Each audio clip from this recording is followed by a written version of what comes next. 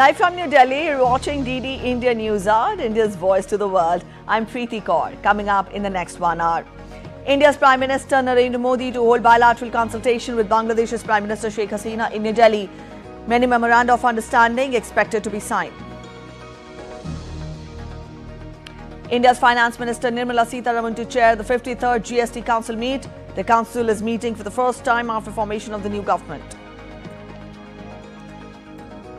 The United States unveils sanctions against 12 top leaders of Russia-based cybersecurity firm Kaspersky Lab, citing cybersecurity risks. And in sports, India to face Bangladesh in the Super 8 encounter of the ICC Men's T20 World Cup in Antigua.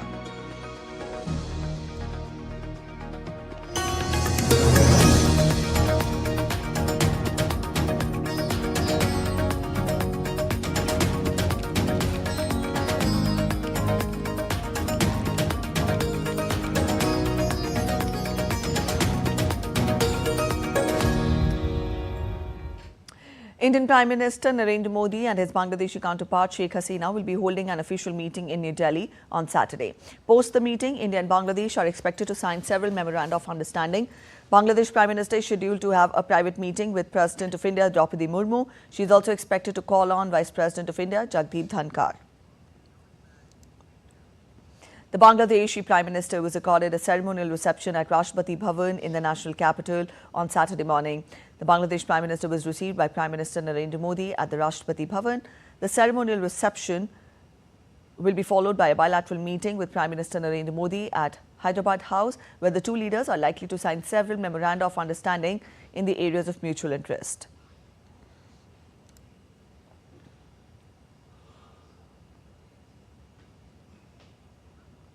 Bangladesh Prime Minister also visited Rajghat and paid floral tributes to Father of the Nation, Mahatma Gandhi.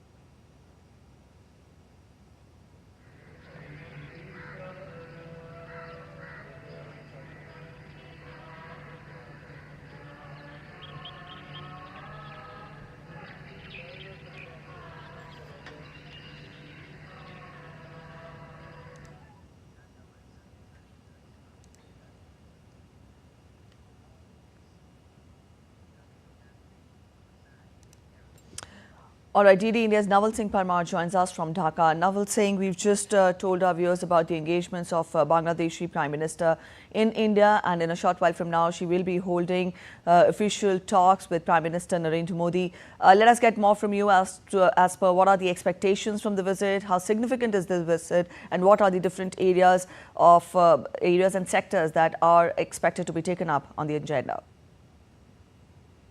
Yes, India and Bangladesh have a special kind of relationship, and both the country are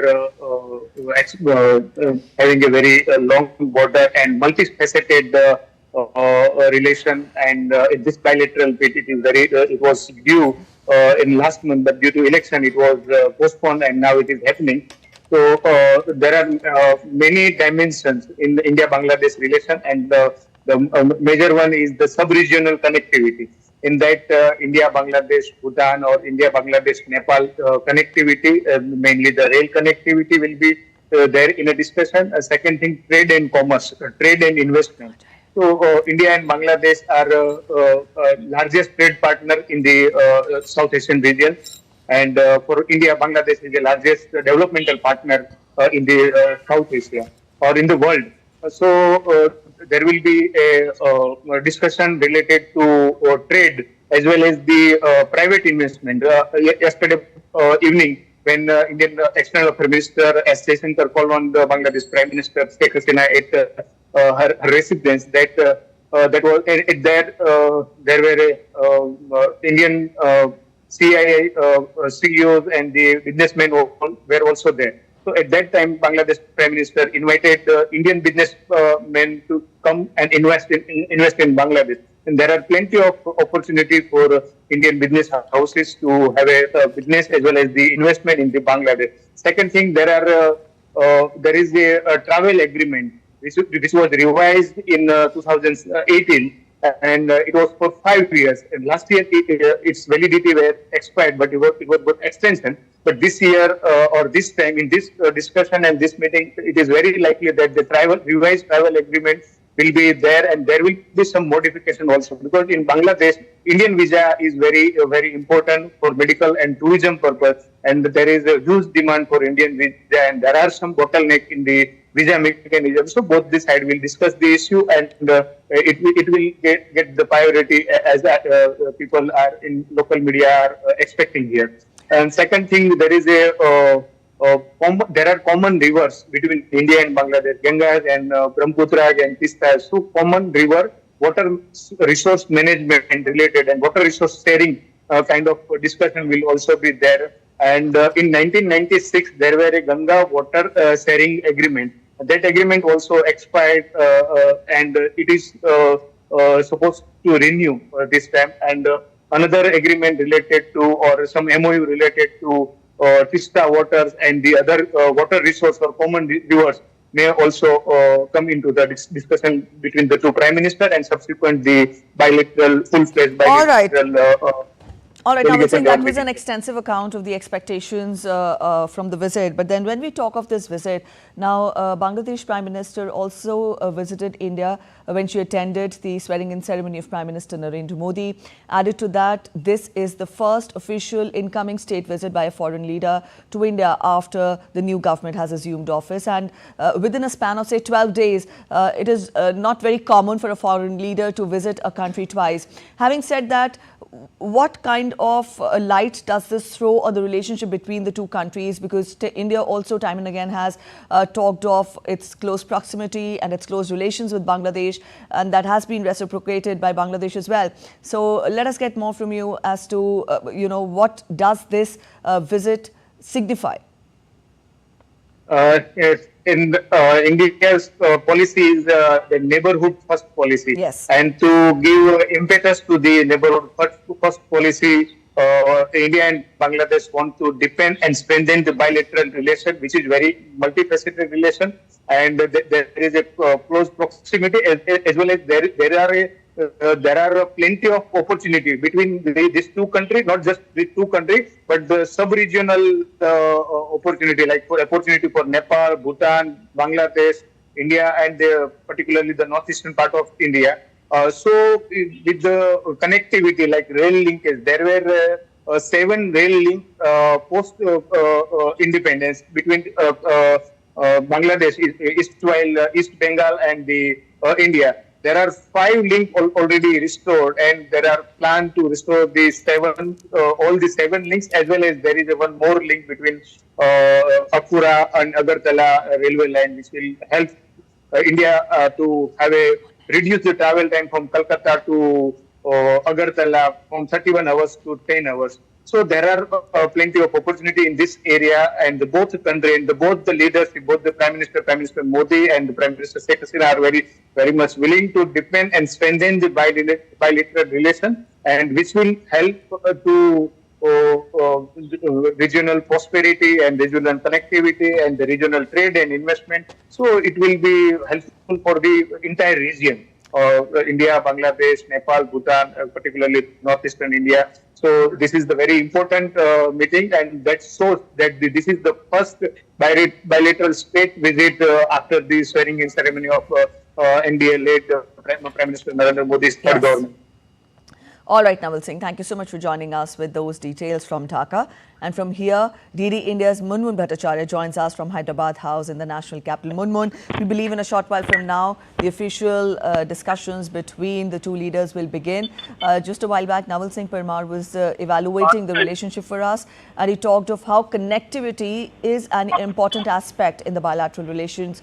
You spell out more details. What is it on the agenda of the talks between the two prime ministers today? Yes, Preeti, to begin with, let me say that this is the first lateral state visit of a foreign head of government in India, and the Modi 3.0 government. We are aware that at the ceremony of PM in the Council of Ministers on the 9th of June. Sheikh Hasina was here, so she's back in a span of within 15 days, which is extremely significant. The timing is also noteworthy because Prime Minister Hasina is expected to go to China in July, so this shows the strategic importance that Bangladesh gives to India. Also, the fact that he was invited to the swearing-in ceremony shows the kind of importance that India accords to neighborhood first, to Sagar, which is security and growth for all in the region, a doctrine India supports, and India's Act East policy. Now, coming on the issues on the agenda, Teesta River water management issue is a long-pending issue. It's a long-standing issue between the two countries. Discussions to take place on that. Just to give you a brief background on this is a river dispute that has been lingering. The two countries did come close to signing an agreement in 2011, but there was opposition from the West Bengal government, and so the agreement could not happen. Now, the Teesta agreement has been hanging fire since then. An interim deal was reached for 15 years that gave India around 42% and Bangladesh 37% of the waters of Teesta. That's both Sikkim and Bengal for Bangladesh.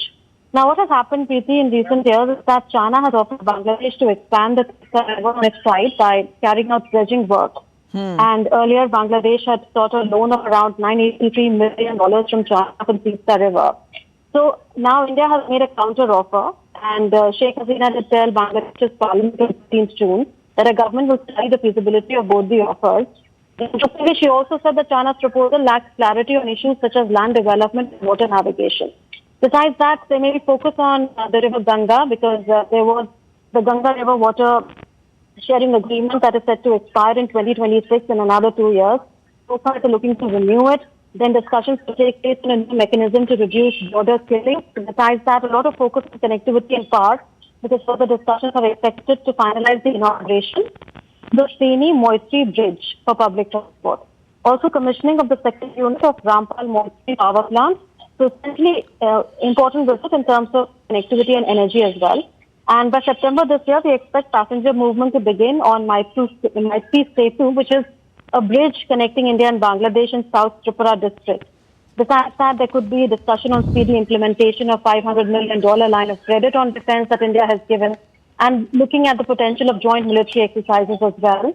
Also, India would want greater role in the Mongla Sea port in Bangladesh, which is similar to involvement in the Chabahar port in Iran. And so, these are the focus areas or the issue on the agenda.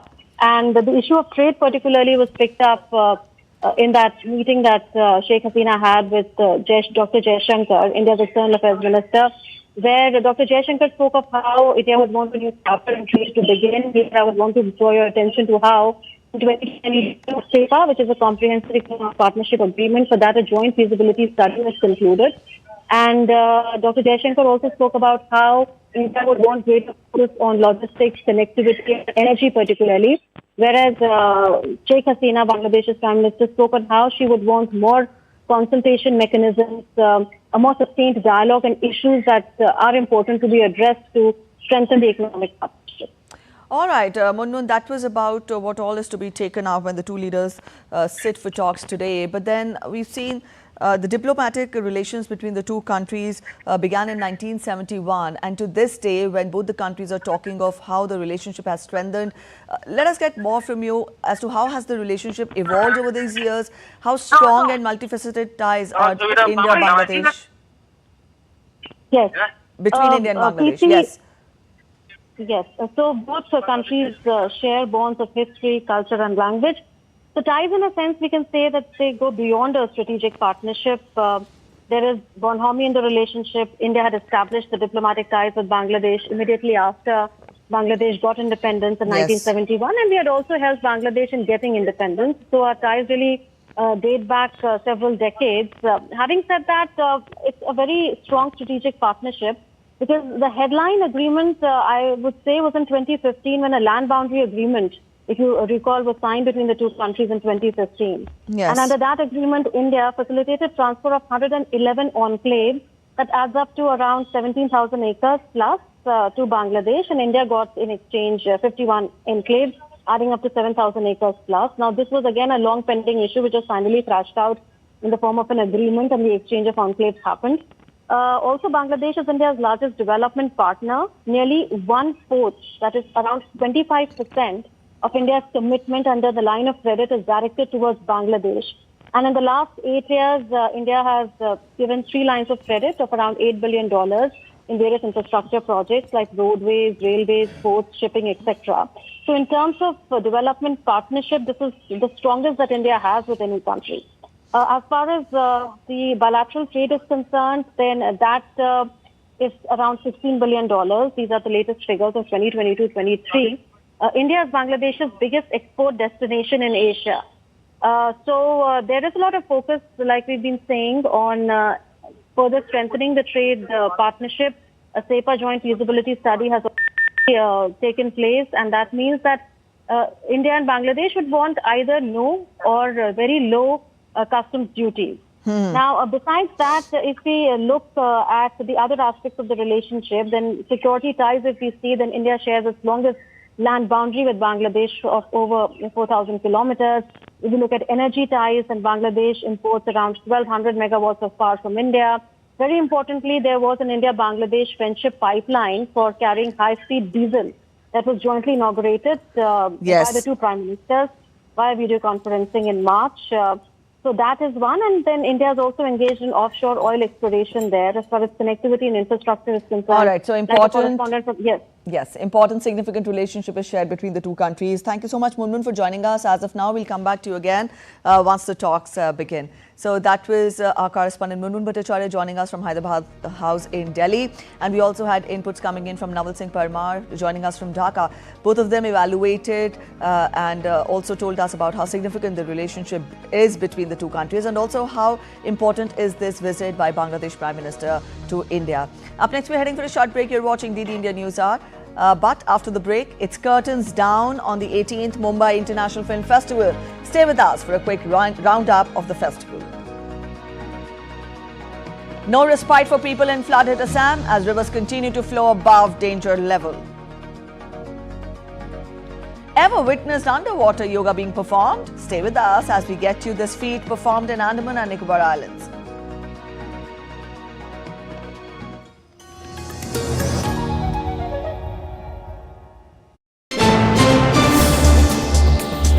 Voice of a rising aspirational world. Stories of challenges, struggles and accomplishment. A world battling conflict, hunger and poverty. Embracing growth, development, science and technology. A voice of progress, a voice of unity. Watch Voice of the Global South with me, Akshay Dongre, only on DD India.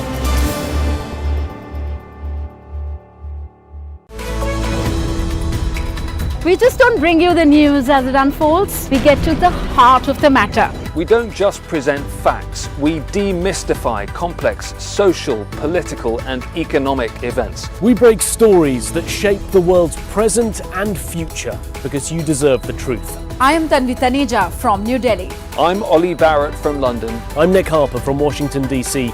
Join us on DD India Global Monday to Friday at these times.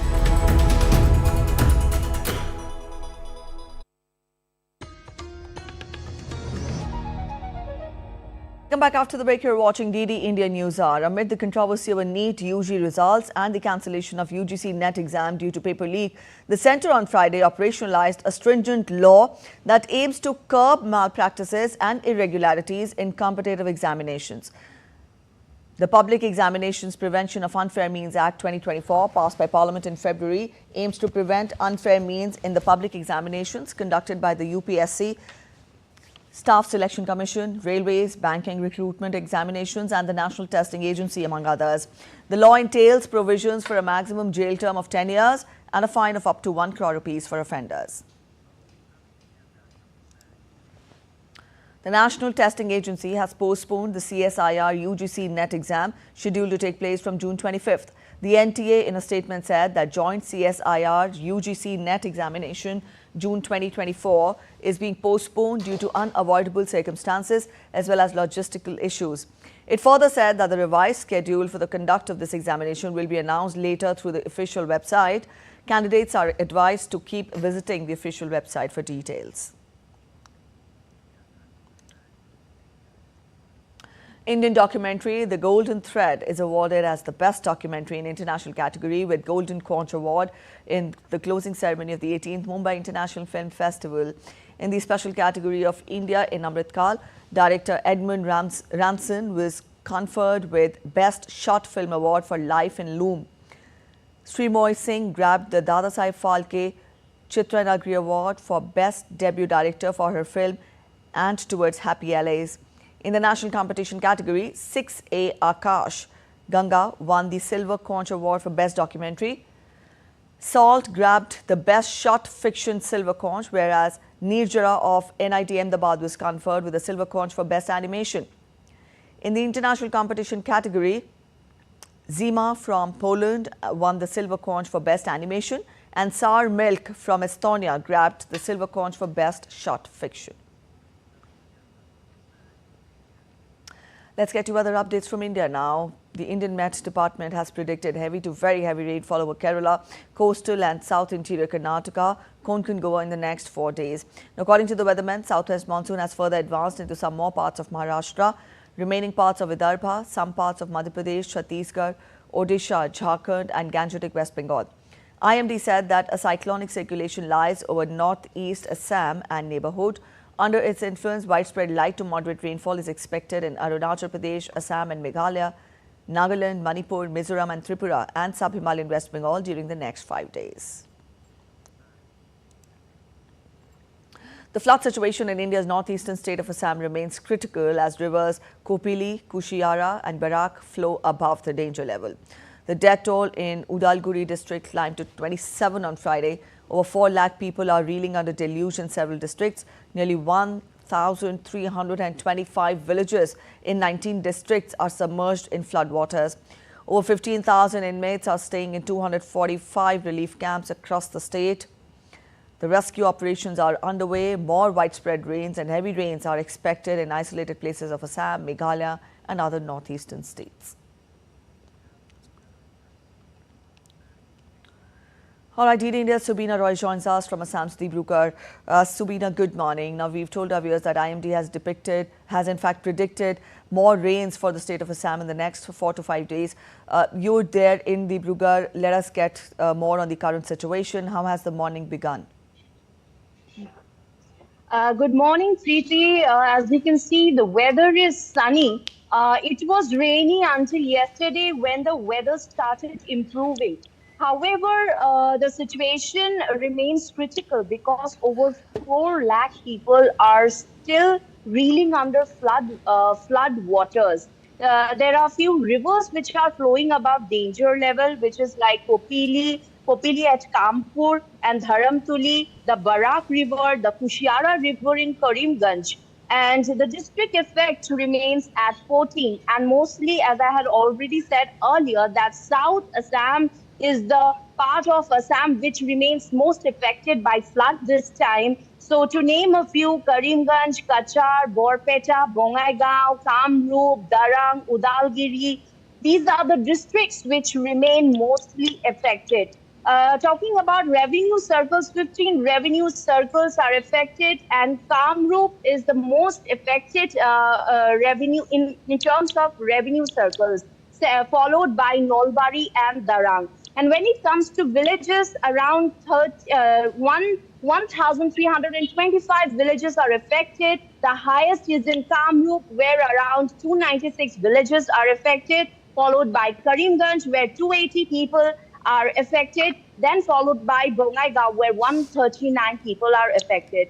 Talking about the population, the most affected, worst hit district is Karimganj, where around 245 lakh people, 2.4 lakh people are still reeling under flood waters. Then we have Darang and then followed by Tamulpur. Talking about relief camps, the government is taking all precautions and has set up relief camps to keep the inmates there. Around 15,000 inmates are living in total of 245 relief camps which were set up yesterday. Yesterday, talking about the relief camps, 120 relief camps were set up. The highest number in Karimganj, which comes to 139, then followed by Darang, 25 relief camps were set up. In Tamulpur, 26 relief camps were set up. Relief distribution centers where food relief items to flood-affected victims are provided. Yesterday, it was 125 which were set up. Right. And now talking about the human lives lost. Yesterday, one life was lost in Udalgiri, and which takes the death toll to around 227 in this year's flood in Assam. All right, Subina, that was about the current situation in the state. But then, generally, the floods are followed by outbreak of waterborne diseases. Get us a sense of how well are the hospitals equipped to fight this challenge. Right, Preeti. When it comes to floods, waterborne diseases are the ones which are of concern. But the government authorities, including the SDMA and NDMA and the local authorities, have taken adequate measures. What happens is whenever a area is inundated by flood waters, immediately those people are taken to safer places. And if they have no place to stay over, they are taken to relief camps where they are provided with safe food items, safe drinking water. They're provided with water bottles so that waterborne diseases don't occur. And in any case, if there are any patients who are suffering from any kind of such diseases, then they are taken proper healthcare measures are taken by the local doctors, like doctor camps medical camps are set up in each and every district to cater to these flood victims. All right, Subina, thank you for joining in with those details. So that was our correspondent, Subina Roy, telling us about the current situation in flood-hit Assam. From here, we now turn focus to other updates. In Sri Lanka, the 10th International Day of Yoga is being commemorated at Golf Face Green. The event, organized by the High Commission of India, marks the culmination of the 10-day-long Yoga Mahotsav.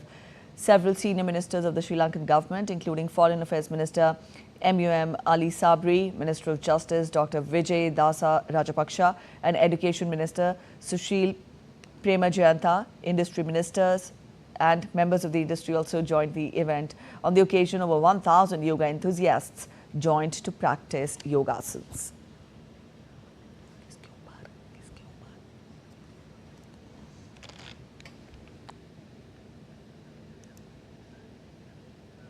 All right, our correspondent, Dr. Ahmed Moin Farooqi is joining us from Colombo.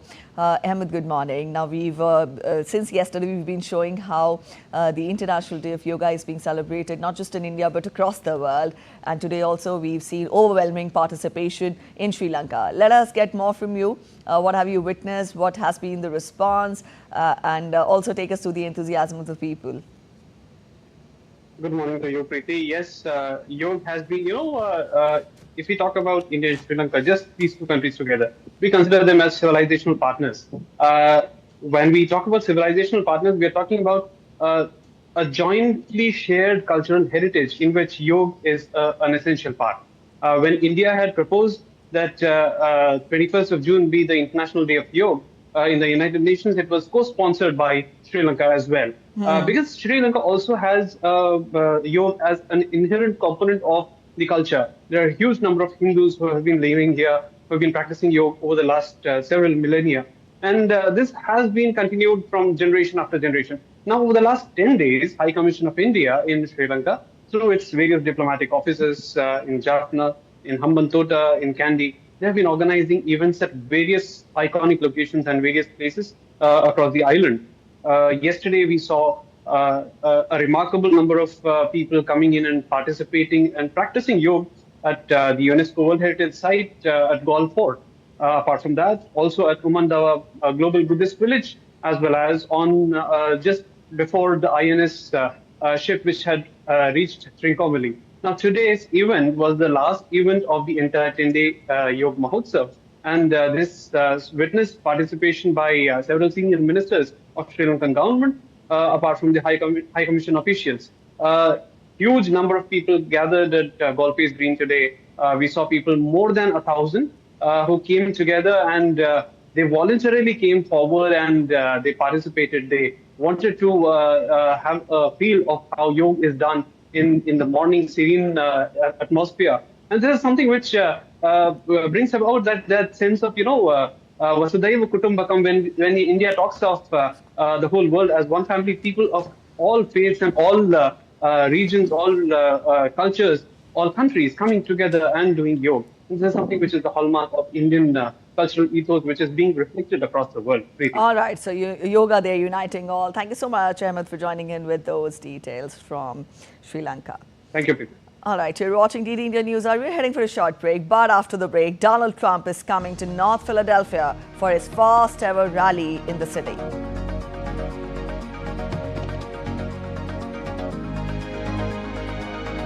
Shooting outside Arkansas's grocery store leaves 3 dead, multiple wounded. The sight of a strawberry full moon behind the ancient temple of Poseidon caught the fascination of onlookers in Greece.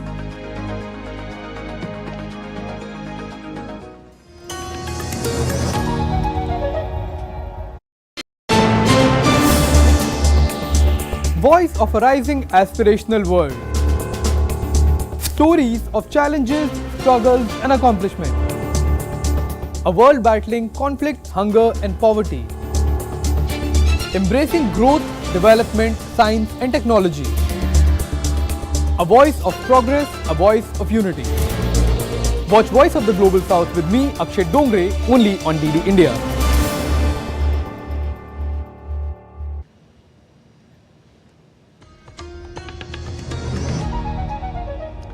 Welcome back after the break. You're watching DD India News Hour. A quick relook at the top stories once again. India's Prime Minister Narendra Modi to hold bilateral consultation with Bangladesh's Prime Minister Sheikh Hasina in New Delhi. Many memoranda of understanding expected to be signed. India's Finance Minister Nirmala Sitharaman to chair the 53rd GST Council meet. The Council is meeting for the first time after formation of the new government. The United States unveils sanctions against 12 top leaders of Russia-based cybersecurity from Kaspersky lab, citing cybersecurity risks. And in sports, India to face Bangladesh in the Super 8 encounter of the ICC Men's T20 World Cup in Antigua. The United States has imposed sanctions on 12 people in senior leadership roles at Russia's AO Kaspersky lab, citing cybersecurity risks. The sanctions targeted leadership at the company, including the Chief Business Development Officer, Chief Operating Officer, Legal Officer, Corporate Communications Chief, and others. Now, the sanctions prohibit American companies or citizens from trading or conducting financial transactions with the sanctioned executives, and they freeze the executives' assets held in the United States. The sanctions have been imposed a day after the Biden administration announced plans to bar the sale of the company's antivirus software over national security concerns. AO Kaspersky is one of the 2 Russian units of Kaspersky Lab, which was placed on Washington's trade restriction list on Thursday for allegedly cooperating with Russian military intelligence to support Moscow's cyber intelligence goals.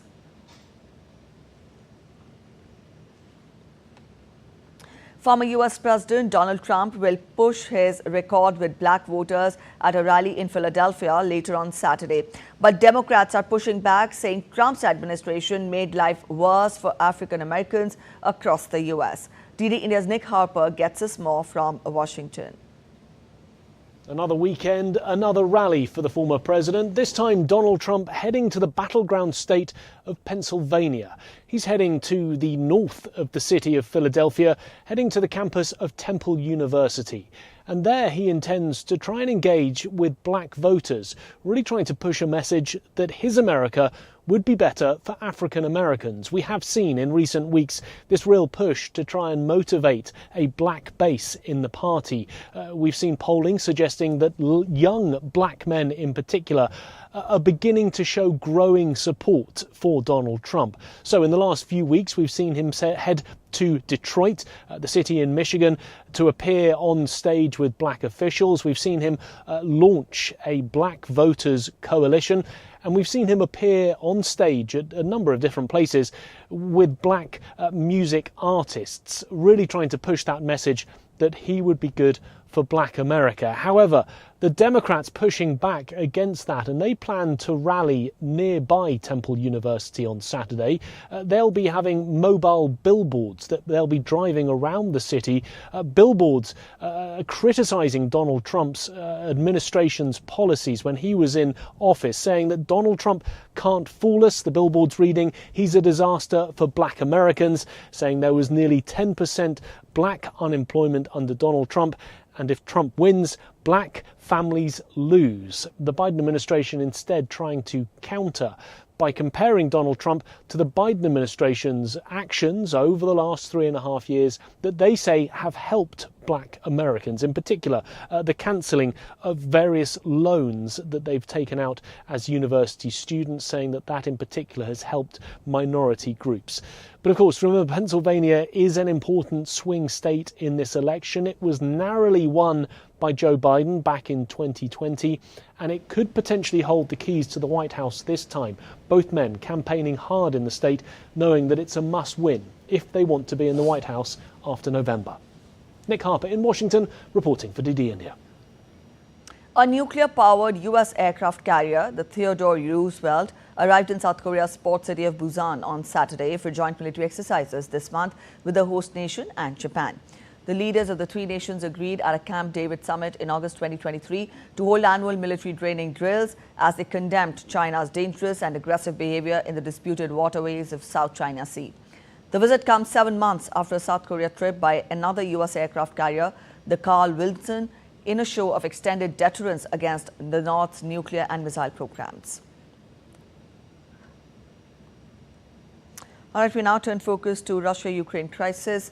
Russia on Friday said that it had launched massive strikes against Ukrainian forces over the past week, while Ukraine claimed to have repelled many Russian attacks.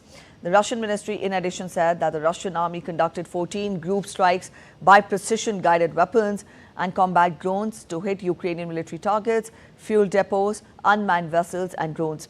The Russian army claimed to have shot down 397 Ukrainian drones, while sinking 6 Ukrainian unmanned military boats in Crimea, while the General Staff of the Ukrainian Armed Forces claimed that its troops were engaged in 99 battles along the front line.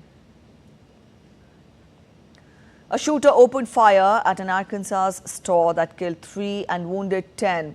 Responding officers shot the suspected shooter. The suspect was soon taken into custody. Emergency services were swiftly dispatched to the scene, providing urgent medical attention to the injured.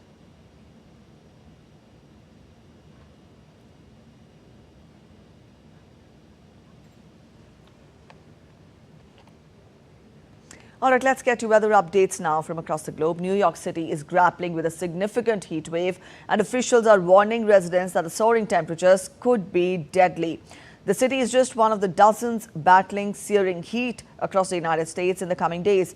DD India's Mitch McCann reports from New York. Temperatures here in New York are soaring over 90 degrees Fahrenheit or 32 degrees Celsius, and it may get even hotter. This has prompted the mayor, Eric Adams, to issue a warning to residents to keep cool and seek shelter if needed. Adams said a heat wave can be more than just uncomfortable, it can be deadly and life-threatening if you are not prepared. New York's emergency heat plan has been activated, and that means cooling centres are available for people seeking shelter from the sun. And even police officers have been seen across New York's 5 boroughs handing out water to people moving around the city. Meanwhile, those looking to keep cool at New York's public libraries might be out of luck in the coming days, with reports that a small number have been closed due to broken air conditioners. At the same time, there are concerns about the stress set to be put on New York's power grid in the coming days, with a high number of residents using their air conditioners to keep cool. The hottest temperatures might still be to come here in New York in the coming days and weeks. In fact, this Sunday local time, the heat index, which is a measure of how hot it feels when humidity is accounted for, suggests New York may reach 98 degrees Fahrenheit or 36 degrees Celsius. Mitch McCann in New York reporting for DD India. And from US to Spain now, tourists in Cordoba city sought shade as a heat wave expected to hit the European nation over the weekend and the following week reached Andalusia region on Friday. Tourists and locals took shelter along the walls of the historic Mosque Cathedral as temperatures went over 30 degrees Celsius by midday. According to the weather forecast, temperatures were up to 39 degrees Celsius, and that was anticipated over the weekend. Residents in northern Mexico were rescued by helicopters on Friday after their homes were affected by flooding of the Santa Catarina River, which had risen due to rainfall from the recently passed tropical storm Alberto. Some 40 people had been evacuated and over 100 more were stranded, and they were waiting to be rescued. Drone footage showed a road crossing through the Huasteca Canyon completely destroyed by water. Alberto, the first named storm of the 2024 Atlantic hurricane season, weakened on Thursday into a tropical depression as it moved inland over northeastern Mexico, bringing more heavy rains and flooding after leaving 4 people dead.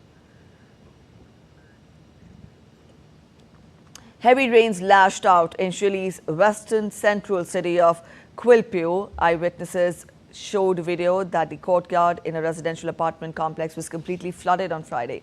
Torrential rains have hit central and southern Chile, causing rivers to overflow, floods, and leading authorities to declare alerts on several regions.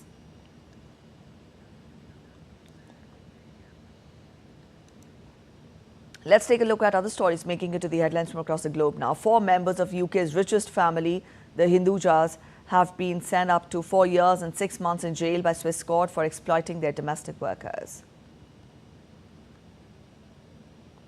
The accused are Prakash Hinduja and his wife Kamal, their son Ajay and his wife Namrata.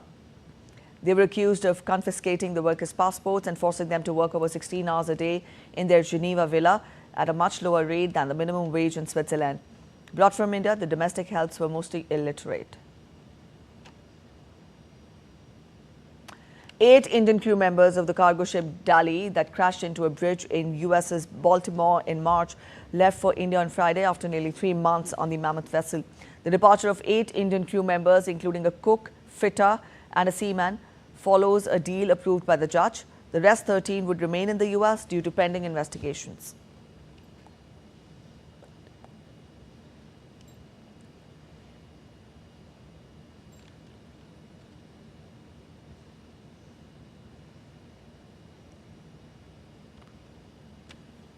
A strawberry full moon rose behind the ancient temple of Poseidon on the coast of Greece on Friday. A full moon is typically known as the strawberry moon in the month of June, when the berries are ripe for harvest. The ancient temple, built in the 5th century and located on a cliff overlooking the sea on Cape Sounion, is a popular site for tourists and moon watchers. A short break ahead. You're watching DD India News Hour, but after the break, India's manufacturing PMI index rises to 60.9 in June. And France and Netherlands play out a draw in Group 4, leaves the group wide open in Euro 2024. Stay with us as we show the preparations ahead of Paris Olympics, aiming to make the Games the greenest ever Games.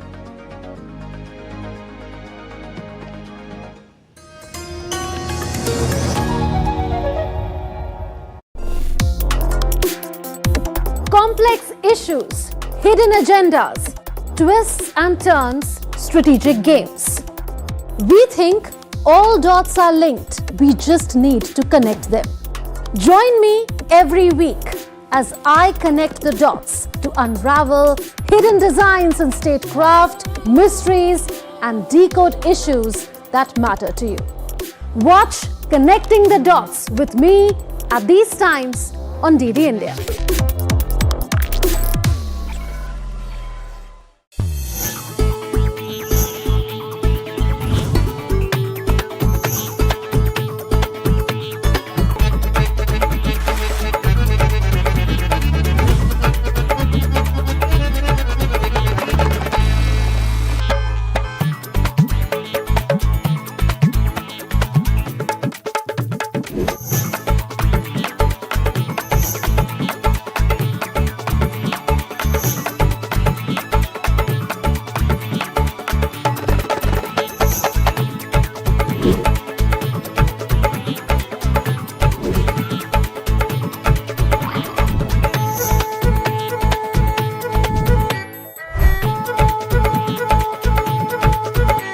Welcome to Jaipur.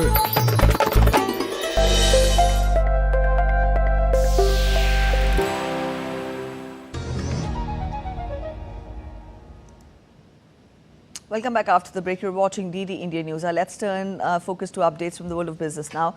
India's Finance Minister Nirmala Sitharaman chaired pre-budget consultations with finance ministers of states. She will also chair the 53rd GST Council meeting in New Delhi on Saturday. Now, the GST Council is meeting for the first time after the formation of the new government.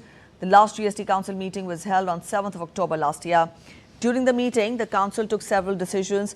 The GST Council had recommended amendments and conditions of appointment of President and member of the proposed GST appellate tribunals regarding eligibility and age. Now, the Council had also recommended nil rate for food preparation of millet flour in powder form. The Council had also decided to reduce GST on molasses from 28% to 5% in relief to cane farmers for faster clearance of dues and to reduce cost of manufacturing cattle feed. India's Purchasing Managers Index rose by 0.4 percentage point to 60.9 in June in comparison to May. According to a survey by HSBC, business activity in India got further strengthened in June with the pace of job creation fastest in over 18 years. The business activity was also strengthened by gains in manufacturing and services sectors. Manufacturers and service providers combined saw their output rise. DD India's Ajay Mishra joins us from New Delhi. Ajay, good morning. Now, we've seen that today the Finance Minister will be chairing the 53rd GST Council meeting. This is the first meeting that will be held after the new government took office. Let us get more from you as to what do we expect, what is to be there on the agenda today. Absolutely. Preeti, good morning. I think the Finance Minister will meet the state finance ministers to discuss on two aspects. First, the pre-budget consultation, because in a series of pre-budget consultations, the Finance Minister have met with the economists, with the industry captains, as well as the MSME sectors and agrarian economy.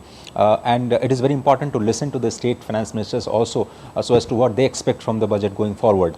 We understand that budget have a provision of long-term loans to the states, which is very important for their state finance, and also central government gives grant along with the money for the centrally sponsored schemes as evident in the budget. So it's very important to listen to the issues in different states, and it will be a great input for the budget preparation, which is due in the third week of July.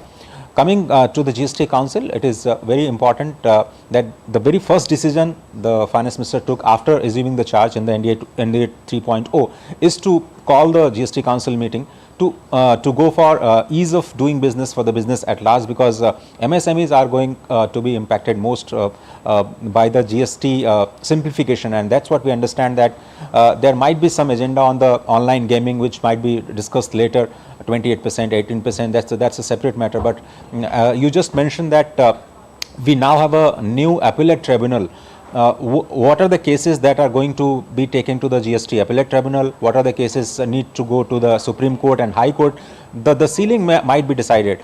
The idea is to simplify the process. We understand that the registration process, the taxation process for the MSME might be eased, and there are some more agendas from the law committee which is being advised to the GST councils. These are some of the issues that are likely to be issued to be discussed in the later part of the day when the Finance Minister will interact with the GST council. But as of now, the meeting in the Bharat Mandapam is about the budget consultation, and then inputs are being sought from different states, and that's a brilliant example of competitive federalism and cooperative federalism put forward by India government. All right, Ajay, also the PMI has brought in good and pleasant news.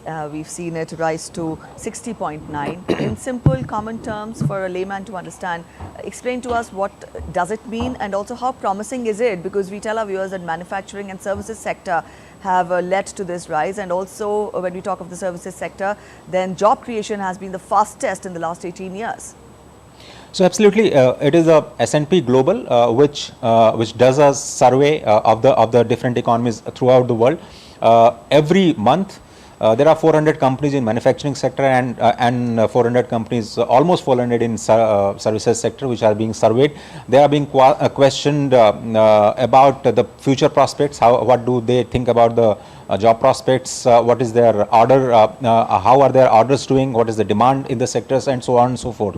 Based on those replies from the 800 odd manufacturing and services companies, the index is being prepared. If the index is beyond 50, it is a considered positive and expansion in the demand. When the PMI is below 50, it is a contraction in demand. So since 35 months in a row, Preeti, the PMI index, the composite PMI index for Indian economy has been very in the positive zone, above 50, almost nearing the 60 point, which is a very great number. This for the employment perspective is a very great news, because after registering a growth of 8.2% last year, the first quarter is showing a tremendous growth both in manufacturing as well as in services. There are some slightly decline in the export demand, but overall the positive prospects about the economy is leading these manufacturing services to have a great view about the Indian economy. And 18-year high, the employment generation and prospects for employment generation is a great news, because we cannot get the absolute number in terms of how much employment has been generated, because we get it from the EPFO, ASIs and other government data. But the expectation about the job creation is positive, both in the manufacturing and services, because the demand is increasing, and to fulfill those demands, the companies are feeling pressure to hire new candidates to fulfill those demands. So it's a great news on the PMI front. All right, Ajay, we'll leave it here. Thank you for joining in with us. Thanks, Preeti. All right, from here, after business, we now turn focus to sports. Talking of cricket, the Indian men's cricket team will face Bangladesh in their second Super 8 match in the T20 World Cup today at Sir Vivian Richards Stadium, Antigua. The men in blue have looked one of the most balanced sides in the tournament so far, having won all of their matches. Despite low returns of the star opening duo of Rohit Sharma and Virat Kohli in the ongoing event, the likes of Surya Kumar Yadav, Hardik Pandya and Rishabh Pant have stood up and took the onus on scoring upon themselves. Also, the trio of Jasprit Bumrah, Arshdeep Singh and Hardik Pandya have been remarkable with the ball, while Akshar Patel, Ravindra Jadeja and Kuldeep Yadav have also got themselves among the wicket takers.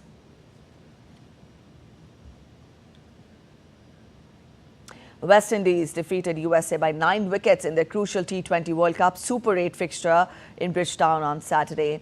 The match also served as a virtual eliminator for both the sides.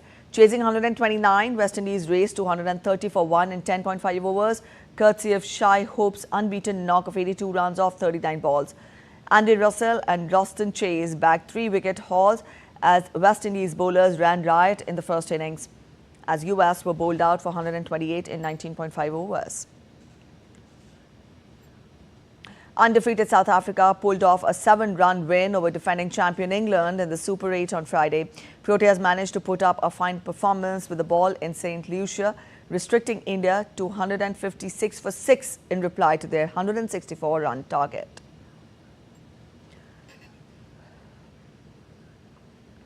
The Paris Olympics is just over a month away now, and it is hoping to be the greenest ever games. In the Olympic Village, which is being powered by renewable energy, there will be focus on vegetarian food, recycling and no single-use plastic. And more than 95% of the sporting venues are already in place, reducing the impact of construction sites. DD India correspondent Ross Cullen gets us more from Paris. Just around the corner, with the sporting action set to begin on July the 24th. And the organisers say they have turned a corner in terms of environmental responsibility. The architects, engineers and construction companies have tried to use wood, recycled materials and low-carbon cement in the Olympic venues. So if you want to create better conditions, especially in urban environments, you have to be driven by sustainability, and we need in everything that we're doing, as you say, to be creative, how we can bring more with doing actually less.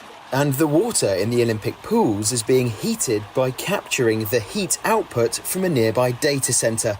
All these measures contribute to the ambition of limiting emissions to around 1.7 million tonnes of CO2, half that of the previous Summer Games in London, Rio and Tokyo. One important way of reducing emissions is to reduce what you build, right? So first is to avoid emissions by not building and using what exists or also temporary infrastructures. And that's what we're using. 95% of our sports infrastructures are existing or temporary. The Paris 2024 green ambitions are not limited to this summer. These apartments, where elite athletes will be staying during the competition, will be converted into housing for locals after the Games. Building swimming pools along the River Seine and converting Olympic venues into new neighbourhoods are two of the main legacy aims for Paris 2024. Ensuring that the Games are also remembered for their sustainability achievements is another, and something the organisers consider just as important. Ross Cullen in Paris reporting for DD India. And in Euro 2024, France could not score against the Netherlands and gain the win on Friday, which could have been the top spot in Group D of Euro 2024. A 0-each draw leaves the group wide open as neither side progressed to the last 16. Both sides squandered chances and had periods of control, but neither could find a breakthrough and eased off the throttle in the second half, seemingly content to claim a point. All right, that's it in this edition of DD India News Hour. But let us know your thoughts on the news of the day. For those of you on the go, you can get all the latest news and updates from India and across the world on the DD India mobile app. You can scan the QR codes on the screen to download now. We'll be back with more news as it breaks here on DD India. I'm Preeti Kaur signing off, and from all of us here in Delhi, thanks for watching DD India News Hour.